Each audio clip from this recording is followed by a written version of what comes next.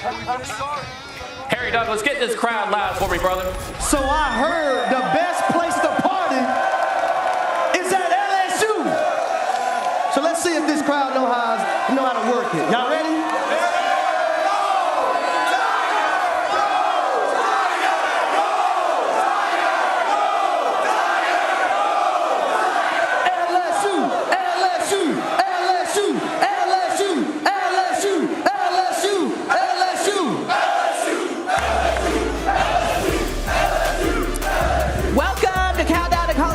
Presented by Dr. Pepper. It could all come down to this today. Baton Rouge, Louisiana. There's a big one tonight in Death Valley, home of the 6-2 LSU Tigers, who currently sit at 15th in the first college football playoff rankings of the season. They welcome the 11th ranked, also 6-2 Alabama Crimson Tide to town. The biggest question riding on this matchup today: which team will leave here with their third loss of the season? And will that be the nail in the coffin? A lot is on the line today. We'll talk about this matchup and everything else going down in college football on this beautiful college football Saturday. Harry Lyles Jr., Harry Douglas, and I am Christine Williamson. You guys, we're in Baton Rouge, Louisiana. Yes, we are. That's right. LSU, LSU, LSU.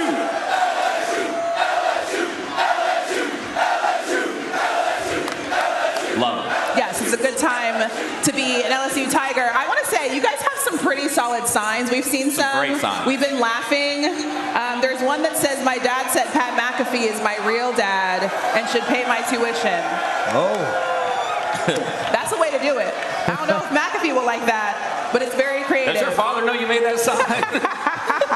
Does your mom know you made that sign? Good times. Okay, so as I mentioned, this game obviously has a lot of huge implications, not only in the SEC, but also in the CFP. The loser of this game has a less than 15% to make the college football playoff. That's according to the All-State Playoff Predictor. Harry, who do you think has more pressure tonight? It feels like a 1A, 1B situation because a lot of people are looking at this as an elimination game, but I think there's more pressure on Alabama. You've got the new coach, right? You've already got 2 losses that are bad losses, and you have to go up against this crowd, right? So if you're LSU, I'm feeling pretty good going into tonight.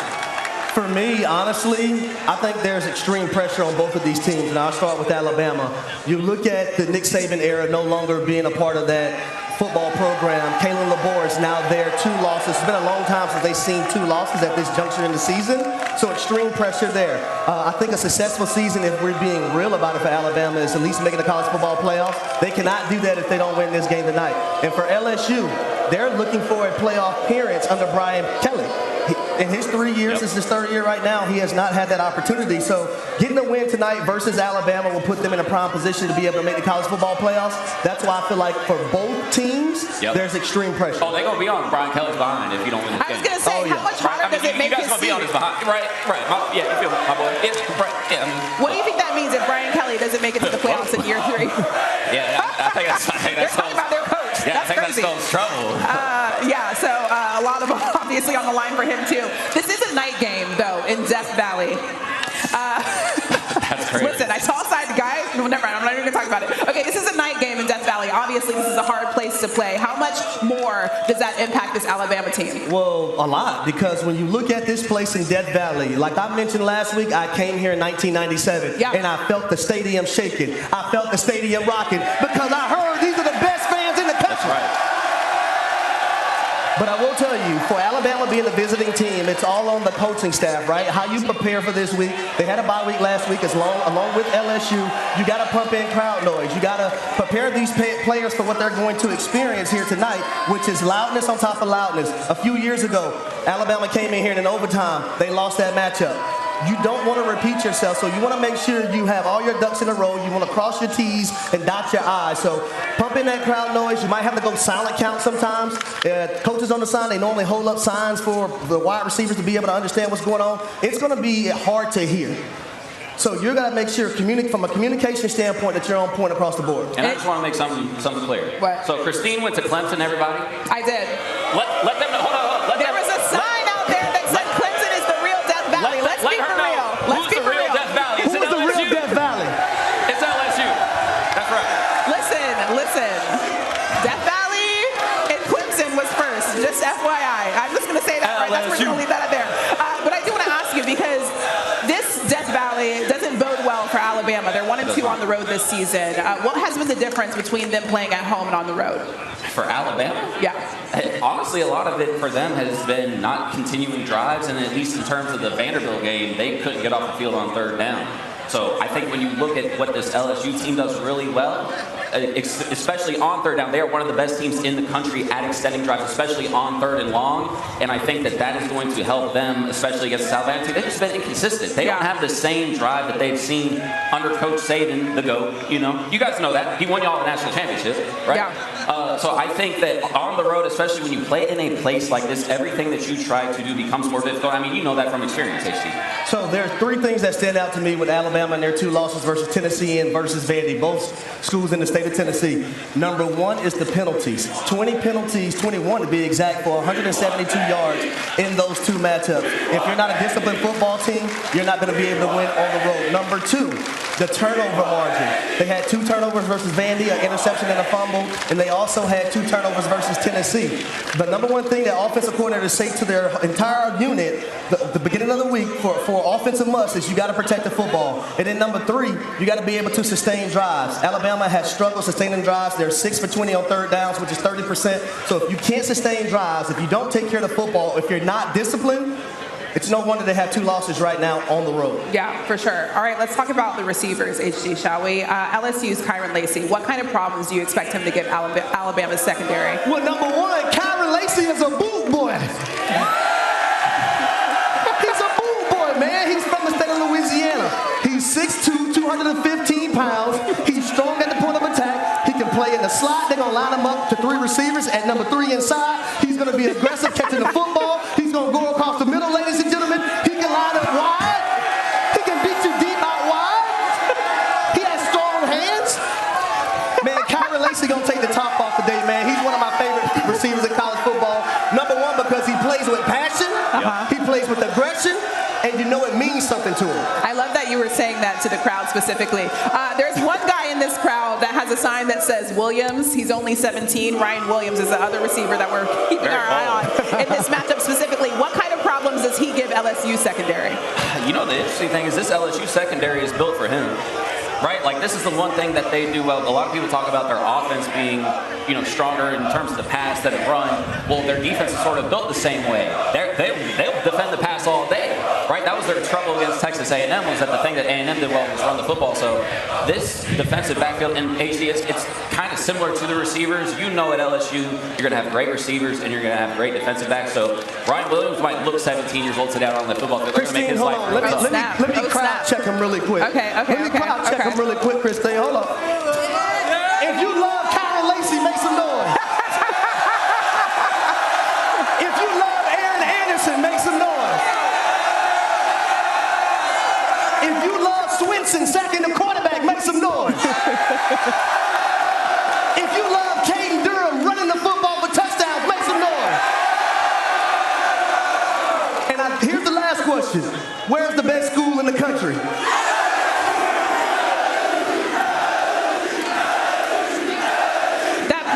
Alabama fan just sitting in the middle of it saying roll tide.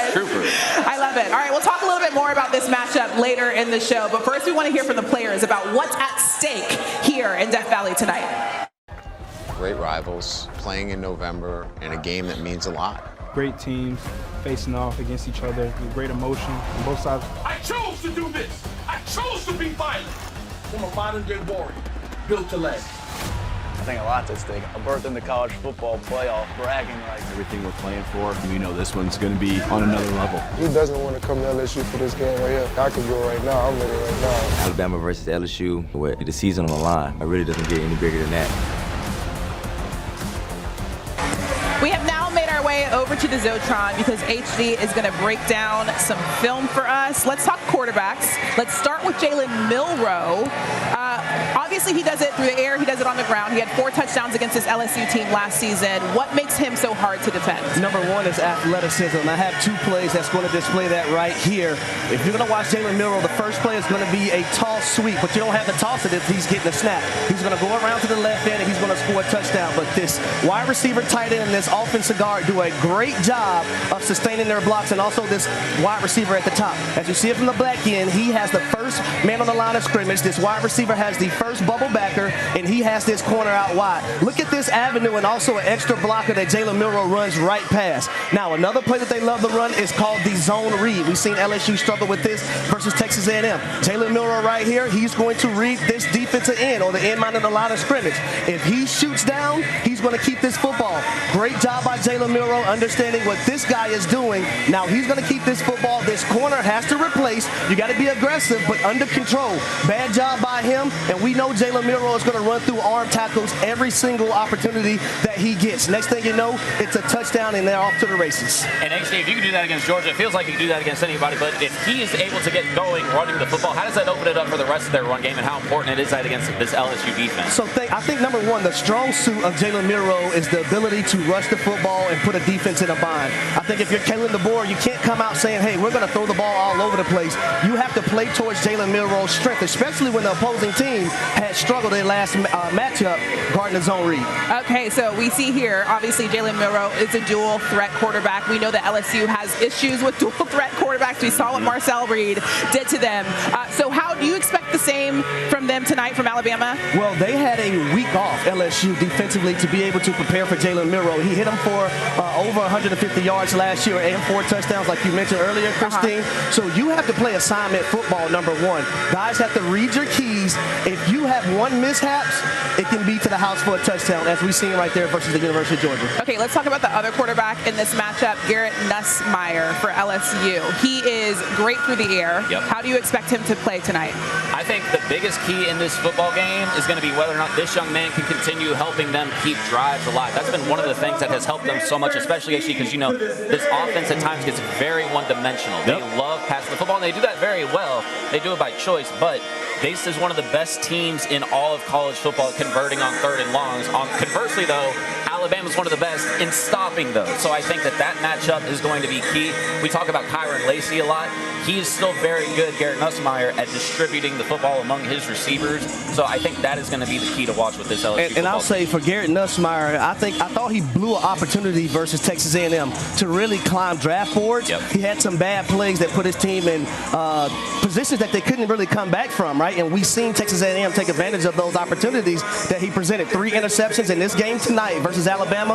You have to protect the football. That's your number one job as the quarterback of LSU. So there's a lot of games in college football and in the SEC specifically that have a lot on the line. This one, and also Georgia taking on Ole Miss. Oh, baby, we're seeing the arm strength from Jaxson Dart. Dart has a special type of drive about him. He got like an edge to him. He's just a guy who loves football. I think I play the position of quarterback a little bit differently than a lot of people nowadays. I feel like I'm the biggest competitor out there and do whatever it takes to win. Downfield again, got a man behind the secondary, touchdown! They're a fast offense, you know, they get set very quick. They're just extremely explosive. You got to play well in the secondary. They're going to throw the ball up in the air, and you got to make plays on it. We got to do a good job of mixing it up. Playing teams like Georgia, man, you got to fight grit with grit. This very physical team that we're going against, but we're physical as well. These guys are challenging on defense. They got all NFL players, really long, really fast. Kirby's one of the best designers of defense in the history of football. For an offense and a defensive matchup, there's going to be a lot of excitement.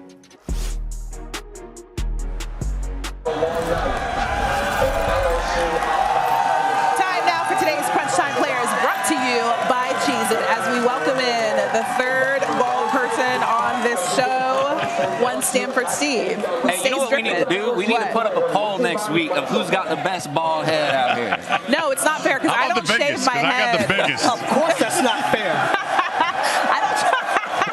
And Steven doesn't want to be left out. All right, we're in Baton Rouge, Louisiana, so it's a lot of fun out here. We're obviously expecting a huge matchup in Death Valley tonight. A lot on the line in that matchup, but there's also another game that has a lot on the line. Georgia taking on Ole Miss. Ole Miss already has 2 losses this season, right? So they could be completely out of the CFP, just like these 2 teams today. Okay, so Jaxson Dart last week against Arkansas, he had a really great game. Do you expect him to play the same way today against Georgia? No, because this isn't Arkansas. When you look at Georgia and what they do to you defensively, we saw it live and up close in Texas in their biggest spot. When they had their back against the wall, they played their best game defensively all year against a great Texas offense. And it's just the idea of Ole Miss. We haven't seen them win these games when they've had this opportunity. It's not all Lane Kiffin's fault, but Ole Miss is 1-24 against top 2 teams all time. And I get it. They haven't had the roster to compete in those games a lot of times, but this is it. They went all in the portal. They went all in with money, the roster, and they got their 2 losses. The playoff expanded, like that was the goal. They were supposed to make the playoff. They obviously still can, but they're not going to do it without a win today. So I do believe what's different amongst this Ole Miss team this year versus previous years, they're top 10 in run defense, third down defense, red zone defense, and also sacking the quarterback. They're number 1 in the country with 42. Right? They have 3 guys right now, Steve, in the top 20 in sacking the quarterback in college football right now. What also makes me worry is a guy in Carson Beck for the University of Georgia who has 11 interceptions in the last 5 games. I truly feel like he misses Brock Bowers and Lad McCollum. He doesn't have those security blankets that he's accustomed to having, and that's why he's being so sporadic. He's not seeing the field correctly as well. That's the key. He's not seeing the field. Guys are open. Like you went back to the Alabama game in that first half. You know, he makes a check to wide receiver. Wide receiver doesn't get the check. He throws a screen. It's a pick. That's not on him. I know wide receivers don't want to hear excuses, but you got to be on the same page as your quarterback. And last week against Florida, rivalry game, if Lagway doesn't get hurt, I don't know what happens in that game. But I get the concern with Carson Beck. I just feel like when his back, we've seen what he's done last year at Auburn. You know, still competing against Alabama in the second half this year. Texas overcoming the interceptions last week, overcoming the interceptions. So there's just more trust I have because I've seen Georgia do it, and I like the roster around them. And again, the Georgia defense should be why they win today. I am concerned, though, because we still have yet to see the good Carson Beck, because we know it's there. And it's funny, I was actually talking to a coach that recruited him coming out of high school. And he said, hey, his junior year, we were super high on him. Like, we compared him to Andrew Luck. And he said he had a couple of guys that played, skill guys, wide receivers, running backs, that played lower-level college football, graduated before him, and then his senior year, he wasn't quite the same player. He's like, I feel like I'm watching the same thing over again. And so now he's got 8 picks in 3 games. Like, he's got 3 the last 2 games. That's not sustainable. No. And the crazy thing is, and I guess this is a compliment to Georgia's defense, the fact that they've still won those games. Most games, if you throw 3 picks, you should lose that football game. They also have Frazier and Etienne now healthy fully. Frazier had some issues with practice, putting the ball on the turf. It's hard to gain Kirby's trust. He has it back. So that's another aspect I look, just get some balance and don't be behind the sticks. Like, you look at these situations, going back to the Bama game, like they had to throw the football because they were down so much. Come out with a better start. They did that in Texas, and that's why I like them today. I also feel like for the University of Georgia, in a big matchup like today, I want to see that defensive line be ferocious like they were against Texas. Michael Williams, Jalen Walker, 2 guys who are going to be first-round draft picks in 2025. You got to play like your hair's on fire. And the best thing about Georgia, you saw it at A1 right on the top platform in that Texas game. If you try quick game, they're the best at tackling in space. If you try and go the deep game, they're going to sack your quarterback and they're going to turn you over. And that whole game flipped on a sack fumble when they got Quinn Ewers. So again, I've seen it with Georgia. I haven't seen it with Ole Miss. That's why I like them. Who do you think is winning this one? Georgia? For sure. Yeah. All right. You mentioned DJ Lagway. I don't know about for sure. Don't be throwing for sure on me. Before we get out of this real quick, this feels like SEC, Ohio State, Penn State. Like, this feels like everything is lined up for Ole Miss to finally get this one, but we also know that, like, you don't get this one. That's right. Yeah. All right, let's talk about another matchup that we are looking forward to. You mentioned DJ Lagway going out last week. Florida taking on Texas today. Matching up for the first time since 1940. They had a slow start in the season, but everyone thought Billy Napier was getting fired, but they have rebounded just a little bit. Their quarterback, as I mentioned, left last week with a hamstring injury, could be back today. Lyles, what chance do you give this Florida team today against Texas? Oh, boy, they better hope he's playing today, because what we saw at Aiden Warner last week, hey, man, that's not going to fly against Texas. Look, to me, this game is whatever. The good news, if you're a Florida fan, is the money that you thought that was was going to go to Billy Napier's buyout is now going into your collective. You are going to build around DJ Lagway, and you are going to actually give yourself a chance, which is what you should be doing in college football. Recycling different coaches every 3 or 4 years is not the move. Like, you can argue what you want about Mullen. Billy Napier is a good coach. We've seen it work. His staff is good. Rob Sale, his offensive line coach, is one of the best in the country. They were sending guys from Louisiana in the first 3 rounds in the NFL every single year. Their running backs, like, they have the staff. They need a shot. He got there when your 2 biggest rivals, Georgia is the power of all powers right now, and Florida State, maybe not this year. They were good, really good last year, right? So this game is going to be a wash for them today, probably. The good news came earlier in the week, where you're not going to just shake the ground up again and stick yourself in a hole that you can't get out of for another 4 years. How much of a chance do you give Florida? 0. but I will say this game has to be about Texas. You know, now we see where they are in the rankings, and I think that's pretty fortunate where they are. They don't have a big win. You know, that Michigan win, I'm sorry, it's just not sustainable of being a top win when you look at how many other teams beat Michigan. So for me, it's about Texas getting on the field and get Quinn Ewers going. Let me see him throw the deep ball again. So that's to me, this is about Texas. Like, just leave no doubts and prove that you're the 5th ranked team, because people are going to start picking you apart if you struggle again against a not comparable teammate. So, y'all, I'm a mama's boy. I love my mommy. My mommy is an alum of the University of Florida. But I give Florida a negative 15 chance today to win. I love you, Mom. Trust me. You know I do. Not negative 83. Negative 15 is hilarious. Okay, let's talk a little bit about this Texas team. You mentioned the fact that you felt like this is their game to prove themselves. How do you feel about this Texas team at this point in the season? I like them a lot. I think they're as good. I think they could win a national championship, but they have to be better. They've kind of just tread water. You know, we knew about Quinn. I don't know if we had all the information. I really think he got stunned on that sack fumble against Georgia. Like, that was a big time shot he took. And then you got, oh yeah, Georgia's going to keep lining up against me, and I got to overcome. Arch comes in. I go back in. They got a couple things going in the second half. But to me, it's about consistency. Sark's as good as anybody calling plays, but it's getting that balance with the run game, with the short throwing game that sets up the play action in the deep ball. So they should have all hands on deck with their receivers today too. So I expect a big day from Quinn Ewers. It'll be a good one. That one at 12 p.m. on ABC. Okay, so earlier we heard this crowd screaming, "We want Vandy." Yep. Unfortunately, they're not playing Vandy today, but there is a team that is. It is South Carolina at Vandy. That game 4:15 p.m. on SEC Network. South Carolina's in Nashville. Both teams looking to build on pretty solid seasons. The Gamecocks are coming off of big wins over Oklahoma and number 10 Texas A&M. Vandy went to Auburn last week and came out with the dub. They also took number 3 Texas down to the wire the week before. The quarterbacks, Lenora Sellers and Diego Pavia, they've been pretty impressive. Which quarterback has impressed you the most, though, Steve? Me, Pavia. Lenoris with the injury early on. Consistency. He was phenomenal last week against A&M in their biggest win of the season. I'm trying to mean this as a compliment. South Carolina is the best 5-3 team in the country. Yes. They are. And I don't know how else to say it. I love their personnel. And that's the thing it's a tough one about this game, picking it, is you love both stories. 2 of the best stories in the sport. The way they built this with Vandy going get Pavia in the portal, Jerry Kill coming over. South Carolina doing it with recruits like Dylan Stewart and Sellers.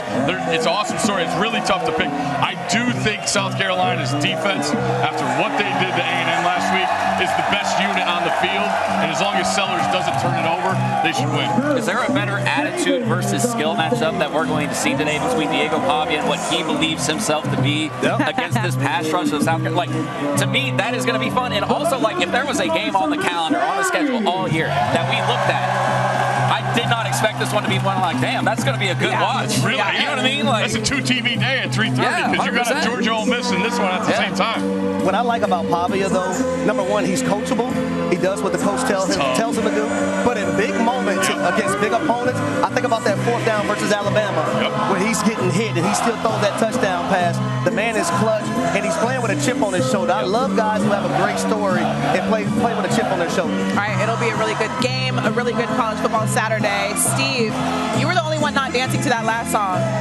Yeah, I didn't catch that. It's totally okay. We love having you on our show. I don't know how you guys do it, man. There's like 9 million things in our ears, but as soon as that thing dropped, y'all got a little movement. Yeah. All right, thanks, Steve. We'll see you later on College Game Day. Thank you. Time now for Fansville Advantage brought to you by Dr. Pepper. This is where we look ahead to next week. Tennessee traveling to Athens to take on the Dogs. HD, how tough is Georgia for visiting teams? I don't know if a lot of people really understand how great Georgia has been at home because they haven't lost a game between the hedges since 2019. The crowd is ferocious. They're going to be loud. They're going to say sick 'em all day long. So Tennessee going to the University of Georgia to play them in a top 10 matchup. It's going to be hard for them. It's going to be hard for Tennessee, their players, to hear offensively.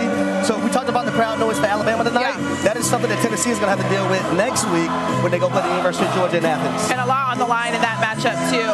But when you look at this is just a handful of impactful matchups in a wide open SEC title race. Texas has a 54% chance, Georgia 42. They're still the favorites to reach Atlanta. But 4 other teams have at least a 20% chance.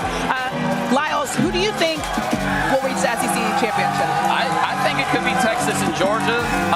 We were talking before the show, and the scenario is tough now, where Texas and Texas A&M could have both played Thanksgiving weekend and then played in the SEC championship game. Yeah. I thought that would have just been fun, given we haven't seen this rivalry now in, AC, like 12, 13 years? Been a while. That would have been intriguing to me, but I think if we got a Georgia-Texas rematch and saw both of these teams actually playing at their best, that would be the best thing for everybody involved, because Texas just was not themselves when we were out there in Austin. They were playing against Georgia. If we saw both of those teams at their strengths, at their powers, I think that would be one of the most entertaining football games we could possibly see all year. Yeah, that's the rematch I want to see. I want to see Georgia, Texas. The Texas team that we seen in Austin. Right. I don't feel like that team was prepared for the University of Georgia. They were depleted. I also feel like when you were spelling, there was a lot on the line in that matchup. Obviously, we had seen how Arch Manning was playing. I feel like he was just very nervous. It was a big game. Everybody expected him to play really big, and he wasn't able to deliver. Okay, so this past week, we got the first college football playoff rankings. If we were to end the season right now, the SEC would have 4 teams in the CFP. Georgia, Texas, Tennessee, and Alabama. HD, do you feel like Texas A&M, LSU, or even Ole Miss can make it to the college football playoffs? So Texas A&M, I'm going to go no, because I believe they're going to lose to Texas at the end of the year. Ole Miss, I'm going to say no as well, because I do believe they're going to lose to Georgia today. LSU, I'm going to say yes, because I believe tonight, right here in Baton Rouge, Louisiana, in the real Death Valley, they're going to beat the Alabama Crimson Tide, and they're going to replace Alabama for that spot. Y'all need to go to a game in Clemson, South Carolina. I've been there. Oh, we've been there. Whatever. Anyways, anything else you want to say about this? About the CFP? LSU's real Death Valley. Okay. I know that's not about the CFP. I just wanted to reiterate that. Christine, if you're not there's nothing wrong with that. If you're not the original, you're copying. Not if you do it better. But you're still copying. You know what I mean? Like, you're still copying. Okay, let's take a look at the full playoff picture and some other conference championship races and how they might play out after the first CFP rankings were released. So the ACC, they have a 1 bid with Miami. Hello, go Canes, on top of the standings after Clemson lost last week. SMU is the first team out despite taking out undefeated Pitt last week in their lone loss against the current Big 12 leader BYU. If Miami and SMU get to the conference title game, how should the committee treat the loser of that matchup? I think the ACC is only going to get 1 team in, and here's why. When you look at Miami, who's ranked 4th in the country right now, the only win versus a ranked opponent is against Louisville. Yeah. And then when I look at SMU, they only have 2, Pittsburgh and Louisville. So those 2 guys are going to clash one of the other out. So whoever wins the ACC championship will be the team that gets in. Whoever loses it will be the team that gets left out, in my opinion. And it's going to be interesting, too. I'm not saying they're going to lose because it depends on if Haynes King plays today. That Georgia Tech game could be sneaky tough for Miami. That defense has been real slippery over the last month or so. If Haynes is healthy, Georgia Tech's got a shot because they haven't been so great with Zach Kyron. I think they're literally averaging 20 points less per game.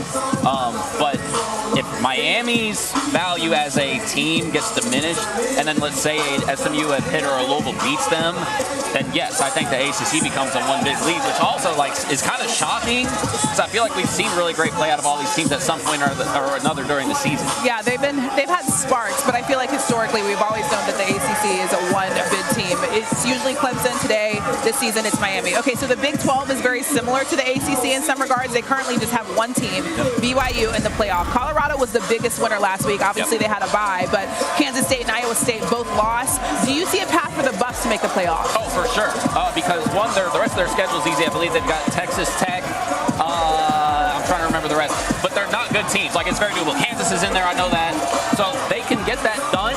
They need some help, obviously, but this Colorado team has really improved in a way where I think, to me, HD, correct me if I'm wrong here, but I feel like once you have that confidence and that belief in you and you start playing with that swagger, especially given the improvements that we've seen from them, not just schematically, but making tackles, right? Like, those are things that this Colorado team has struggled with. You know about the offensive line struggles. I think the fact that they've made those leaps and bounds, once you get that belief in you, you can really start hitting your stride. So if Colorado gets in, they become a dangerous house. Well, also, if Colorado wins the Big 12, I do believe this is another conference that only gets one team in. Yeah. So I firmly believe that. But I love the confidence that Colorado is playing with, like you just mentioned. When you have two guys like Shedeur Sanders and Travis Hunter, who we know has super confidence, it trickles down to the rest of the team, and everyone else feeds off their energy. We got a visitor. There's a mascot behind you. I'm trying to do some push-ups, too. I hate mascots. I'm scared of them. Okay, finally, the reason that we were so excited about the CFP expanding to 12 teams. Hey, Christine wanted to say what's up here. Come right here. Love mascots. There you go. Love mascots. Thank you so much. Let's talk about the group of five, shall we? Because that was one of the reasons that we loved the fact that the CFP was expanding to 12 teams, because they get a bid. The group of five bid goes to Boise State to lose. It's theirs to lose. They debuted the rankings at number 12, lower than Penn State and Indiana, despite having more top 25 wins. Their only loss came down to the wire at Oregon. Do you think Boise State is underranked, Lyles? No, because if there was a team that we were talking about that was underranked or disrespected in the first ranking, I would say Indiana is, right? Would you not? Yeah, thank you. Because Boise State does have a loss. It was against Oregon. It's a good loss, but are we really valuing good losses over, well, we haven't lost any games and we've kicked the teeth in of every team that we've played? You know what I mean? So, and you would know because your team has 2 losses. So I think that if there was any team that was being disrespected, it's not Boise State, it's Indiana of those teams. I'm scared of mascots and I'm scared of statues, okay? So listen. Hey, but see, so I invited him over and then I got him right on out of here. Hey, bro. So, Harry, this is where me and you differ on this situation. You feel like Indiana is disrespected right now. I feel like BYU is disrespected. That too. Yes. Because Indiana is ranked 8th, BYU is 9th. Yeah. Indiana didn't win a game versus a ranked opponent. When you look at BYU, they beat Kansas State, who's ranked 18th. They also beat SMU, who's 13th in the country. So I feel like they should have been higher in the rankings. Yeah, I think that makes sense. Yeah, I'm with that. But for Boise State, you don't have to worry about anything. All you got to do is just win out. Yeah, if you win out, you're good. Okay, that thing just threw me off so much. I can't stand mascots. Hey, at least it wasn't a bee. So weird. Their feet, what, like a real life Like a real life bee. Yeah. I mean, if you've been watching the show for the last few years, you remember the bee incident of, what, 22? I got stung by a bee. Where, Christine almost fell off the face of the earth. Yeah, like literally, it stung me. Okay, let's talk about this matchup a little bit more. Obviously, both these teams, they're 6-2. We've talked about it ad nauseum. There's a lot on the line. Nobody wants to have 3 losses. Now, it doesn't necessarily mean that they won't be in the CFP if they have 3 losses, but it'll be a little bit harder to get there. What do you think, Lyles? I think it means you're not in the CFP if you got 3 losses, right? I mean, like, if we're expanding this thing to 12, maybe if we got the brackets at 16, then I'm down with a 3-loss SEC team. But to me, a lot of the ACC teams we talked about. Yeah, I don't want to see a 3-loss SEC team in this tournament, man. Because especially from the bad losses that we've seen from Alabama. Yes. Yeah, Alabama got rocked by a Vanderbilt team that lost to my alma mater. And with all due respect to Georgia State, I'm sorry, man. If you lost to Georgia State and then you think that you should be in the CFP and you with that transitive loss, you're wrong. Okay. Yeah. So no, I don't think if Alabama loses this game that they should be in at all. I agree. But I'll tell y'all who I'm going for tonight. I'm going for the team because family is the biggest thing here at LSU. Just ask Brian Kelly. That's why I'm rocking with the LSU Tigers tonight. I love their skill position group. I love the way they play on defense. Now, they have to get corrected what they did not have corrected 2 weeks ago versus Texas A&M. That is the run game of the quarterback. If they're great in that department, they're going to win this game easily, in my opinion. Something just scared me. Okay, who do you got in this matchup? I am also afraid of whether or not LSU can get their run game going because they need to do that. This team needs to be less one-dimensional. I think that they could still be pass-heavy against this Alabama team, but they're really good at extending drives. Alabama's really good at defending them. I'm going to go with LSU. I think they're going to get it done today. Well, there you go. Here's the belt for you. All right, I'll be the lone person to choose Bama. Oh, man. Hey, man, get that belt out of here now. Only so that we can represent. We're not rolling Tide today. What are the fans going with today? Let's see. Hey, man, hold up. I'm trying to get them to move. Hey, bro, fans got Alabama, too. 53% of the